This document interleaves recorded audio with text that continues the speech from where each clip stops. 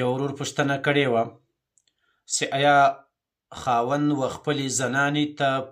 د ضرورت په وخت کې چې کله جمعه تیر سوی وي یا بل داسې ضرورت وي چې د هغه په خاطر باندې دی و جمعه ته نشي حاضرېدلی و خپلې کوروالا ته په جمعت باندې لمونځ ورکولی سي او که یا؟ د دې مسلې جواب دا دی چې ښځه د خاوند په اقتدا کې جمعت کولی سي د ضرورت په وخت کې، لیکن یو شرط یې دا دی چې دغه زنانه به وشاته دروي، په خپل څنګ کې به نه یې ورسره ولاړه.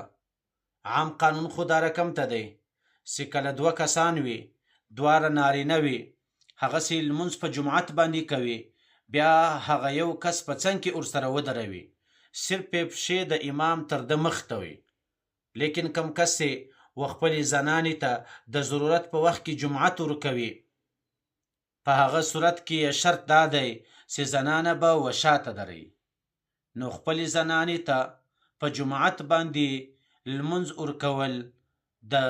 خاوند دپاره په شریعت مقدسه کې صحیح دی.